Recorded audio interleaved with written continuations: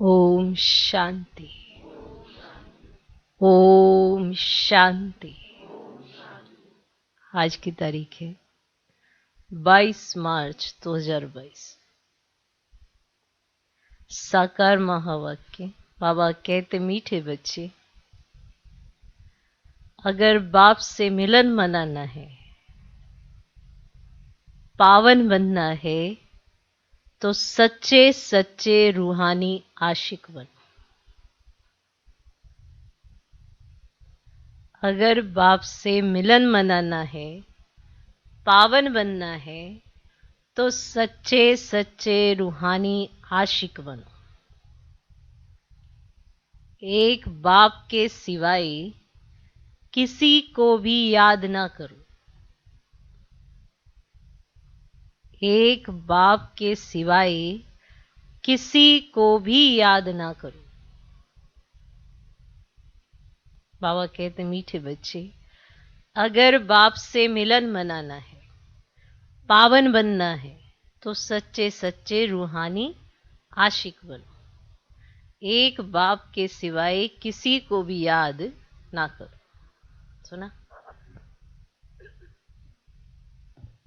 सच्चे सच्चे रूहानी आशिक बनो। आज का प्रश्न, ब्राह्मण जो देवता बनते हैं, उन ब्राह्मणों का पद देवताओं से भी ऊंचा है, कैसे?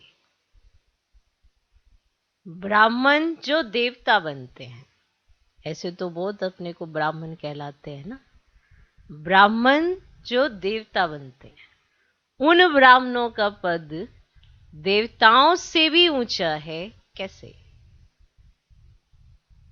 उत्तर, ब्राह्मण इस समय सच्चे सच्चे रूहानी सोशल वर्कर हैं।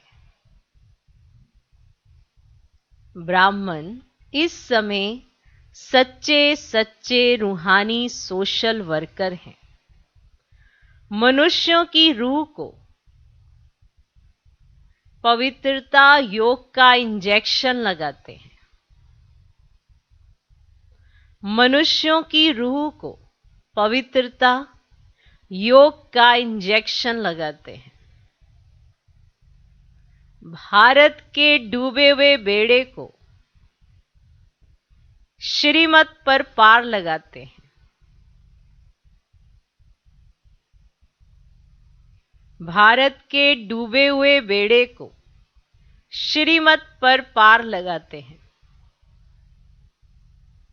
नरकवासी भारत को स्वर्गवासी बनाते हैं। नरकवासी भारत को स्वर्गवासी बनाते हैं। ऐसी सेवा देवताएं नहीं करेंगे। ऐसी सेवा देवताएं नहीं करेंगे। वे तो इस समय के सेवा की प्रारब्ध भोगते हैं। वे तो इस समय के सेवा की प्रारब्ध भोगते हैं। इसीलिए ब्राह्मण देवताओं से भी ऊंच हैं। इसीलिए ब्राह्मण देवताओं से भी ऊंच हैं। ब्राह्मण जो देवता बनते हैं, उन ब्राह्मणों का पद देवताओं से भी ऊंचा है, कैसे? उत्तर, ब्राह्मण इस समय सच्चे सच्चे रूहानी सोशल वर्कर हैं। मनुष्यों की रूह को पवित्रता योग का इंजेक्शन लगाते हैं। भारत के डूबे हुए बेड़े को श्रीमत पर पार लगाते हैं। नरकवासी भारत को स्वर्गवासी बनाते हैं। ऐसी सेवा देवताएं नहीं करेंगे। वे तो इस समय के सेवा की प्रारब्ध भोगते हैं। इसीलिए ब्राह्मण देवताओं से भी ऊंचे हैं। आज का गीत है, हमारे तीरथ न्यारे हैं। ओम शांति। बच्चों ने गीत सुना? हम जो जीव आत्माएं हैं, आत्मा और शरीर, आत्मा को आत्मा और शरीर को जीव कहा जाता है, ऐसे ही है। आत्माएं आती हैं परम धाम से, यहां आकर शरीर धारण करती है। ये कर्म क्षेत्र है। जहां हम आकर पाठ बजाते हैं। आत्माएं कहां से आती, और यहाँ क्या मिलता है? शरीर मिलता है। किस लिए? पाठ बजाने के लिए। बाप कहते हैं मुझे भी पाठ बजाना है, मुझे भी बजाना है, तुम्हें भी बजाना है, मुझे भी बजाना है। मैं तो पतितों को पावन बनाने आया हूं, है ना। आप अपना पाठ बजाते हो अलग तरह से, परमात्मा का पाठ अलग है। परमात्मा को आना है, किस लिए आना है? पतितों को पावन बनाने। इस समय इस पतित दुनिया में एक भी पावन नहीं है। पावन दुनिया में फिर एक भी पतित नहीं रहेगा, समझा। सत्युग त्रेता पावन, द्वापर कलयुग पतित। पतित पावन बाप ही आकर सबको शिक्षा देते हैं। हे आत्माएं, तुमने इस शरीर के साथ 84 जन्मों का पाठ पूरा किया। उसमें आधा समय सुख, आधा समय दुख पाया। दुख भी धीरे धीरे शुरू होता है। अभी बहुत दुख है, अर्जुन बहुत आपदाएं आने वाली है। इस समय सब भ्रष्टाचारी हैं, कोई का भी योग बाप के साथ नहीं है। आत्मा अपने को भूल गई है। अब बाप बैठ समझाते हैं, जैसे आशिक माशूक होते हैं ना, होते हैं ना। जैसे देखो, बच्ची और बच्चा है, एक दो को बिल्कुल जानते भी नहीं है। दोनों की सगाई होने से फिर आशिक माशूक बन जाते हैं। वह सगाई होती है विकार के लिए। विकारी पतित आशिक माशूक कहेंगे। दूसरे आशिक माशूक होते हैं जो सिर्फ चेहरे पर आशिक होते हैं, लैला मजनू आदि एक दो की शक्ल देखते रहते हैं, वे विकार में नहीं जाते। काम करते करते माशूक सामने खड़ा हो जाता है, ऐसा अनुभव करते हैं। काम करते करते माशूक जैसे सामने खड़ा हो जाएगा, जैसे मीरा के सामने कृष्ण खड़ा हो जाता था। अभी यह है परम पिता परमात्मा माशूक, जिसकी हम सब आत्माएं आशिक बनी है। सब उनको याद करते हैं। आशिक बहुत है, माशूक एक है सभी का। तो सभी मनुष्य मात्र से एक के आशिक है। अब भक्ति करते हैं भगवान से मिलने के लिए। भक्त होते हैं आशिक और भगवान हुआ माशूक। अब मिलन कैसे हो? अब मिलन कैसे हो? तो सबका जो माशूक परमात्मा है वे आते हैं। अब आए हैं और कहते हैं अगर तुम बच्चों को मेरे से मिलना है तो निरंतर मुझे एक को याद करो। करना है, मिलना है तो निरंतर मुझ एक को याद करो। मेरे साथ योग लगाकर मेरे ही आशिक बनो। इस रावण राज्य में दुख ही दुख है। अभी इनका विनाश होना है। मैं आया हूं तुमको पावन बनाने। तुम्हारा ये अंतिम जन्म है, इसीलिए याद करो तो तुम्हारे भी कर्म विनाश होंगे। धर्मराज के डंडों से भी छूट जाएंगे।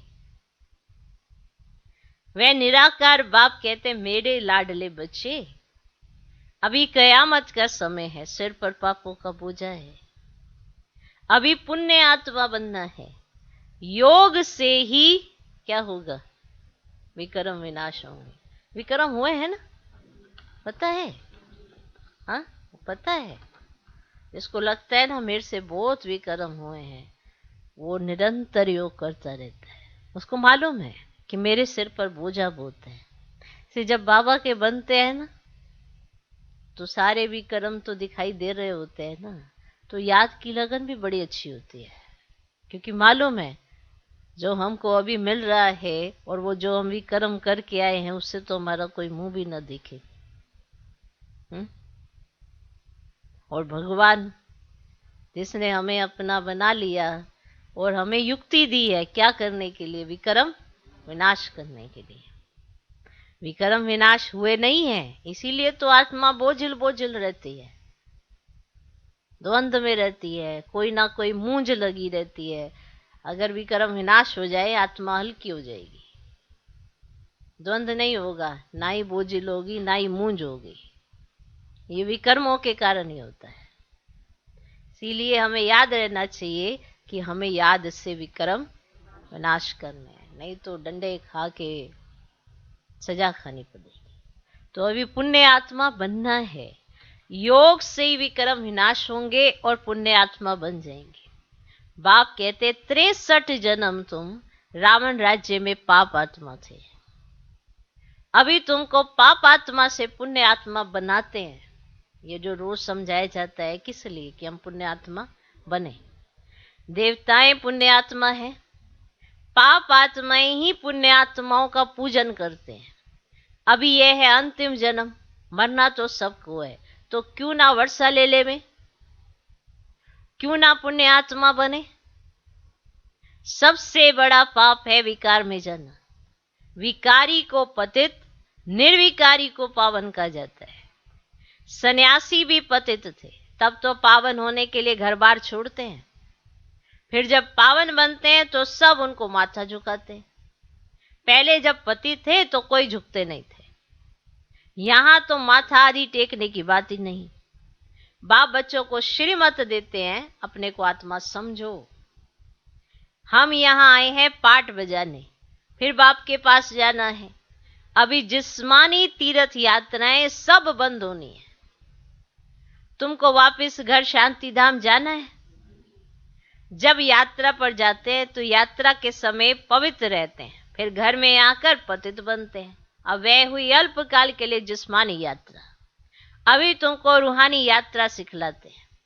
बाप कहते मेरी श्रीमत पर चलने से तुम आधा कल्प अपवित्र नहीं बनेंगे। मेरी श्रीमत पर चलने से तुम आधा कल्प अपवित्र नहीं बनेंगे। सत्युग में राधे कृष्ण की सगाई कोई पतित होने के लिए थोड़ी होती है, वहां तो पावन है। योग बल से बच्चे पैदा होते हैं, जैसे योग बल से तुम विश्व के मालिक बनते हो। वहां बच्चे कभी शैतानी नहीं करते, क्योंकि वहां माया होती ही नहीं। बच्चे अच्छे कर्म ही करेंगे, वे कर्म अकर्म हो जाएंगे। यहां रावण राज्य में तुम्हारा कर्म विकर्म बन जाता है। यह खेल बना हुआ है। तुम सब कुमार कुमारियां आपस में भाई बहन हो, शिव बाबा के पोतरे हो गए। वर्षा दादे से मिलता है स्वर्ग की बादशाही का। अब बाप आकर मेल फीमेल दोनों का योग अपने साथ लगाते हैं। कहते ग्रस्त व्यवहार में रहकर पवित्र बनो, ये बहादुरी दिखाओ। इकट्ठे रहते काम अग्नि ना लगे, ऐसा रहकर दिखाया तो बहुत उच्च पद पाएंगे। भीष्म पितामह जैसा ब्रह्मचारी बनना है, मेहनत है। लोग समझते ये बहुत मुश्किल है, परंतु ये युक्ति तो बाप ही सिखलाते हैं। शिव भगवान उवाच, कृष्ण कोई भगवान नहीं है, वह तो दैवी गुणों वाला मनुष्य है। ब्रह्मा विष्णु शंकर भी सूक्ष्म वतनवासी हैं। अब ब्रह्मा का पद विष्णु से ऊंचा है, जैसे ब्राह्मणों का पद देवताओं से भी ऊंचा है। क्योंकि इस समय तुम रूहानी सोशल वर्क करो, मनुष्य की रूह को पवित्रता योग का इंजेक्शन लगाते हो। तुम इस भारत को स्वर्ग बनाते हो, इसीलिए बनाने वालों की महिमा जास्ती है। बल तुम ही देवता बनते हो, परंतु इस समय तुम ब्राह्मण बन सेवा करते हो। देवता रूप में सेवा नहीं करेंगे, वहां तो तुम राज्य करेंगे। तुम्हारी सेवा है नरकवासी भारत को स्वर्गवासी बनाना। इसलिए वंदे मातरम कहते हैं। शिव शक्ति सेना मम्मा की शेर पर सवारी दिखाते हैं, परंतु ऐसे है नहीं। तुम शेरनिया हो, ऐसे थोड़ा कि शेर पर बैठी है। तुम शेरनिया हो क्योंकि तुम 5 विकारों पर जीत पाते हो, भारत को स्वर्ग बनाते हो। अब यह ऊंच सेवा हुई ना, इसीलिए शक्तियों के मंदिर बोलते हैं। मुख्य है एक, शक्ति देने वाला है शिव बाबा, महिमा सारी उनकी है। फिर जो जो मददगार हैं उनों का भी नाम है। मेल्स पांडवों को भी महारथी कहा जाता है। मेल फीमेल दोनों चाहिए, प्रवृत्ति मार्ग है ना। कभी भी कोई विकारी गुरु नहीं करना चाहिए। गृहस्थी को गुरु करना तो कोई फायदा ही नहीं है। गृहस्थी अथवा पतित मिला पतित को, अगर कोई गृहस्थी गुरु है तो पतित मिला पतित को, वह कभी भी पावन बना ना सके। सन्यासियों के फॉलोअर्स अपने को कहलाते हैं, परंतु वह खुद सन्यासी नहीं बने तो यह भी तो झूठ हुआ ना। आजकल तो ठगी बहुत है। गृहस्थी गुरु बनकर बैठ जाते हैं, पवित्रता की बात उठाते ही नहीं। या तो बाप कहते पवित्र बनो तो बच्चा कहलाओ, पावन बनने बिगड़ तो राजाई नहीं मिलेगी। तो बाप से योग जरूर लगाना है। फिर जो जिसको मानने वाले हैं, समझो कोई गुरु नानक को मानने वाला होगा तो उस घराने में जाएगा। स्वर्ग में वे आएंगे जो इस समय शिक्षा लेकर पवित्र बनते हैं। और गुरु नानक को कोई देवता नहीं कहेंगे। देवता होते हैं सतयुग में, वहां सुख बहुत है। और धर्म वालों को स्वर्ग के सुख का मालूम ही नहीं है। अब स्वर्ग में होते ही है ना भारतवासी, तो बाकी तो बाद में आते हैं। तो जो जो देवता बनने वाले होंगे वही बनेंगे, बनते होंगे जो वही बनेंगे। अब इस समय पूजते हैं देवताओं को, लक्ष्मी नारायण को, और अपना हिंदू धर्म कह देते हैं, क्योंकि पतित बन गए ना तो अपने पवित्र धर्म को भूल हिंदू कहलाते हैं। अरे तुम देवी देवता धर्म के हो, फिर अपने को हिंदू क्यों कहलाते हो? हिंदू कोई धर्म नहीं है, परंतु गिर पड़े हैं। अब देवताएं तो वो तो थोड़े होते हैं जो आकर यहाँ शिक्षा लेते हैं, वही मनुष्य से देवता बनते हैं। थोड़ी शिक्षा लेंगे तो साधारण प्रजा में जाएंगे, बाप का बनने से विजयमाला में आएंगे। अब तो रूहानी आशिक माशूक बनना है। सतयुग में जिस्मानी बनेंगे और कलयुग में भी जिस्मानी, और अभी रूहानी। अब संगम युग पर रूहानी आशिक बनना है, एक माशूक का। अब आप कहते हैं मुझे याद करते रहो, विकार में जाने से 100 गुना दंड पड़ जाएगा। गिर जाते हैं तो लिखना चाहिए कि बाबा हमने काला मुंह कर दिया। बाप कहते हैं बच्चे अब तुमको गोरा बनना है। कृष्ण को श्याम सुंदर कहते हैं, उनकी आत्मा इस समय काली हो गई है। फिर ज्ञान चिता पर बैठ गोरी बन जाएगी, 21 जन्म के लिए सुंदर बन जाएगी, फिर श्याम बनेगी। यह श्याम और सुंदर का खेल बना हुआ है। श्याम से सुंदर बनने में 1 सेकंड, सुंदर से श्याम बनने में आधा कल्प लग जाता है। आधा कल्प श्याम तो आधा कल्प सुंदर। एक मुसाफिर है शिव बाबा, और बाकी सब सजनिया हो गई काली। तो हसीन माना सुंदर बनाने के लिए तुमको योग सिखलाते हैं। अब सत्युग में फर्स्ट क्लास नेचुरल ब्यूटी रहती है, क्योंकि 5 तत्व सत्व प्रदान होने से शरीर भी सुंदर बनते हैं। अब यहां तो आर्टिफिशियल ब्यूटी है। कैसी आर्टिफिशियल ब्यूटी है? पवित्रता तो बहुत अच्छी है, बाबा के पास बहुत आते हैं, पवित्रता की प्रतिज्ञा करते हैं, परंतु कोई फेल हो जाते हैं, कोई पास हो जाते हैं। अब यह है ईश्वरीय मिशन, डूबे हुए भारत को सल्वेज करना। अब भारत का बेड़ा रावण ने डुबोया, राम आकर पार करते हैं ना। तुम्हारी बुद्धि में कि हम स्वर्ग में जाकर हीरे जवाहरातों के महल बनाएंगे। अब यह शरीर छोड़ प्रिंस बनेंगे। जो बच्चे होंगे उन्हों के ही ऐसे ख्यालात होंगे ना। तो यह है ईश्वरीय दरबार अथवा ईश्वरीय फैमिली। अब गाते हैं तुम माता पिता हम बालक तेरे, तो फैमिली हो गई ना, हो गई। ईश्वर है दादा और ब्रह्मा है बाबा, और तुम हो भाई बहन। ठीक, तो स्वर्ग का वर्षा तुम दादे से लेते हो, फिर तुम गवाते हो, फिर बाबा देने आते हैं, और तुम प्रैक्टिकल में बाप के बने हो वर्षा लेने के लिए। ब्रह्मा के बच्चे शिव बाबा के पोतरे हो प्रैक्टिकल में। तो इनको ईश्वरीय दरबार भी कहते हैं, ईश्वरीय कुटुंब भी कह सकते हैं ना। अच्छा, अब मीठे मीठे सिखला दे बच्चों प्रति माता पिता बाप दादा का याद प्यार और गुड मॉर्निंग। रूहानी बाप की रूहानी बच्चों को नमस्ते। हम रूहानी बच्चों की भी रूहानी बाप को नमस्ते नमस्ते नमस्ते। Good morning good morning good morning. धारणा के लिए मुख्य सर, पहला पॉइंट, ज्ञान चिता पर बैठ संपूर्ण पावन बनना है, माना गोरा बनना है। ज्ञान चिता पर बैठ संपूर्ण पावन बनना, माना गोरा बनना है। पवित्रता ही नंबर 1 ब्यूटी है। पवित्रता ही नंबर 1 ब्यूटी है। इस ब्यूटी को धारण कर बाप का बच्चा कहलाने का हकदार बनना है। पवित्रता ही नंबर 1 ब्यूटी है। इस ब्यूटी को धारण कर बाप का बच्चा कहलाने का हकदार बनना है। दूसरा पॉइंट, इस कयामत के समय में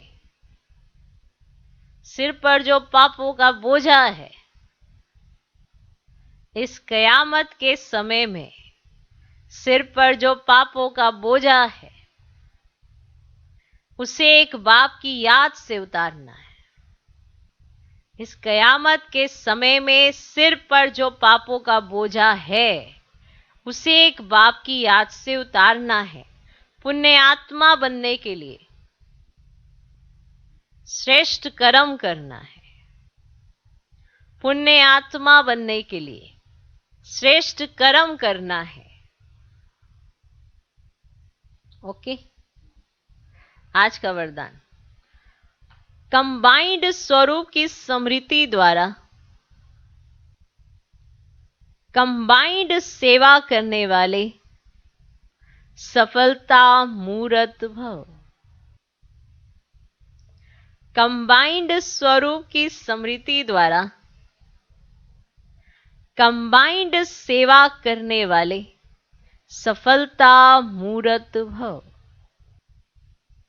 जैसे शरीर और आत्मा कंबाइंड है, भविष्य विष्णु स्वरूप कंबाइंड है ना, लक्ष्मी नारायण स्वरूप, विष्णु स्वरूप कंबाइंड है। ऐसे बाप और हम आत्मा कंबाइंड है। इस स्वरूप की स्मृति में रहकर स्व सेवा और सर्वात्माओं की सेवा, माना अपनी सेवा भी और सर्वात्माओं की सेवा साथ साथ करो तो सफलता मूर्त बन जाएंगे।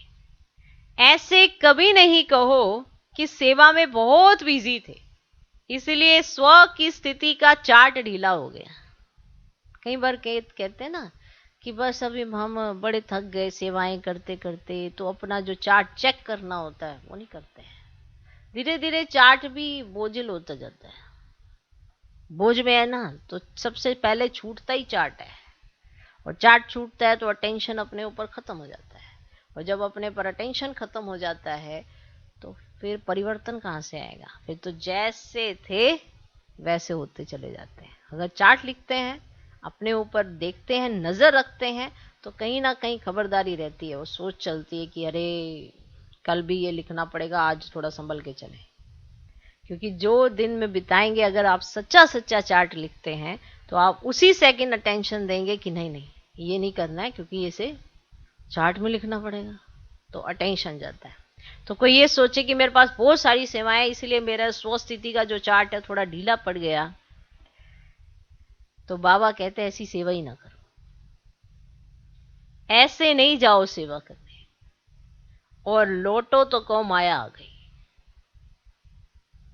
ऐसी सेवा करो ही नहीं। फिर जो तुम्हारे अपने ऊपर अटेंशन खत्म करती हो ऐसी सेवा ही ना करो। क्या कहते बाबा? ऐसे कभी न कहो कि सेवा में बहुत बिजी थे इसलिए स्वस्थिति का चार्ट ढीला हो गया।